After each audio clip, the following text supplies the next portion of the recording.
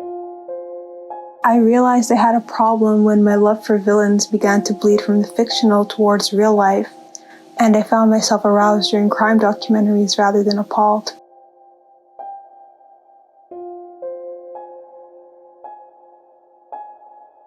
Hollywood, television, and streaming networks have all experienced a recent explosion on men with deviant behavior.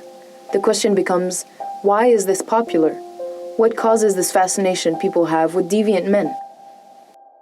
I think in general, people are interested to the things that are out of the norm, right? So the abnormal. And we have this need to understand why things are not in the boxes that we like to feel like we live in. And so we like to categorize things, and we have schemas and mental representations of different things in life. And so when something doesn't fit that schema, we need to understand why it's like that. So there is a fascination to the deviant because we want to understand why they are the way that they are.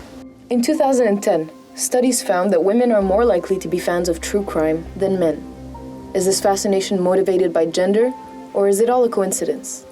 So I think from an evolutionary perspective, women have a biological impetus for men that are larger, louder, more aggressive, because obviously they feel like they have a more protective factor for women, and they have higher status. And so, through association, if a woman is with a man who's larger, louder, more aggressive, the alpha male, if you will, the tendency is that the woman feels a lot safer, and she feels like she also adopts that power and has that power and status as well. So there is a biological impetus for women to be more attracted to the alpha male, and the alpha male is usually also the more aggressive one, which could lead to that criminal deviant behavior.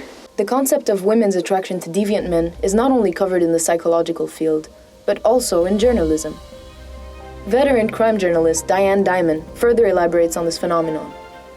There's actually a label for women who are attracted to these bad boys. It's hybristophilia. And this is a condition where women are sexually attracted to men who have done horrible things in some instances. Here in America, we call it the Bonnie and Clyde syndrome. And this relates back to a case from the 1920s when a woman named Bonnie fell in love with a man named Clyde, and they went across America robbing banks and killing people in the process. In order to understand hybristophilia without bias, a woman who is currently in therapy for this condition was contacted. To keep her identity hidden, we'll call her Emily. To me, people with deviant behavior are attractive like forbidden fruit. I shouldn't want it, and I know that I can't have it, but I desire it anyways. I guess what makes them attractive to me is the fact that they're detached enough from humanity to commit the crimes that they do. With hybristophilia, what ends up happening is that the individual is very attracted, both mentally, physically, and intellectually to that type of behavior. She does gain that sense of acknowledgement and that feeling that she's needed and loved. And if he becomes famous, she gains fame as well. Now, from his perspective, he gains attention. My personal gain would be like with any other normal relationship, which is security, romantic security, emotional security, sexual security. The main struggle is with self-worth, because I feel like a terrible person for my paraphilia. I feel like a monster or a wolf in sheep's clothing around my peers, and I know that when I'm alone and left to my own desires, that I am a disgusting person. Bonnie and Clyde might have brought the idea to the front, but hybristophilia is not new.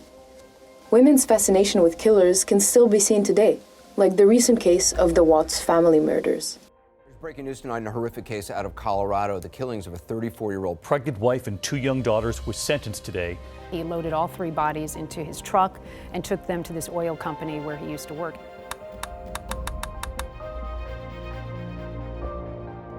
Chris Watts was a married man who lived in Colorado, married to his wife Shanann. They had 2 young children. And Chris Watts, on the outside, seemed like a normal person. But on the inside, he became a family annihilator. He murdered his wife, Shanann, in bed early one morning after they had had sexual relations. And as he was strangling her, one of his daughters walked in and saw what was happening. He put his dead wife's body in a truck, put his 2 daughters in the back seat with the body, and he drove miles out to an oil field where he worked. There, he systematically took a little blanket and strangled each of the girls, one at a time, and then walked across the oil field, climbed up a long set of stairs, and dumped their bodies in an oil drum. Then he went back for the other daughter, who was watching this entire thing, and said, "Daddy, is the same thing going to happen to me?" And yes, it did.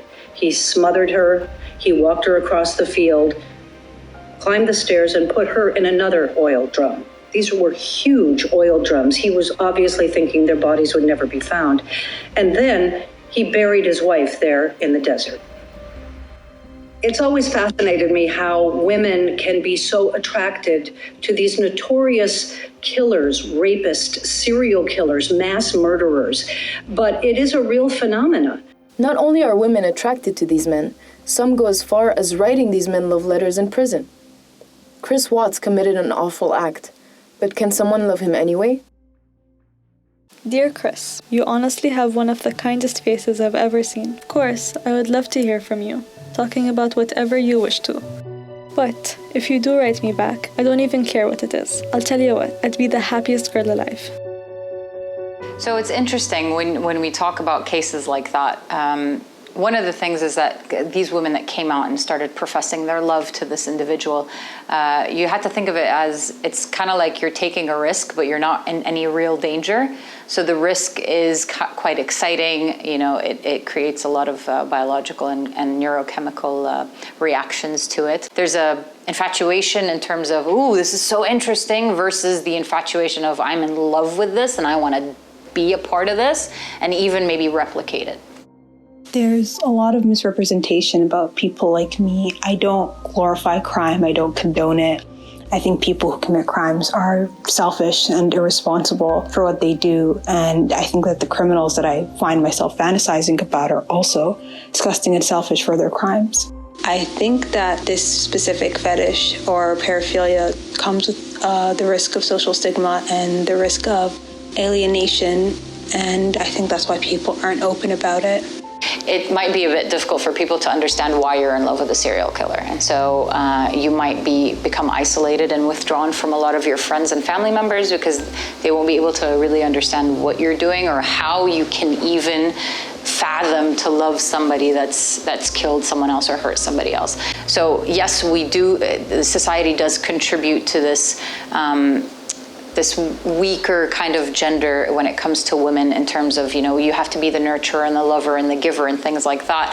However, on the other hand, it's also the same for men. So we socialize men to be more aggressive. So when an individual is suppressing a lot of their emotions and pretending that their emotions, be it softer emotions or what society will call weaker emotions like sadness and pain, when they suppress that, it turns into anger, and that anger can turn into aggression and then violent acts. And so I think there are two sides that we need to consider when discussing the idea of why women fall in love with aggressive men. We live in a society where romanticizing men's vile acts has become the norm. Boys will be boys is used as a response to brush off any alarming deed. In a society like ours, could anyone fall prey to a violent criminal's charm?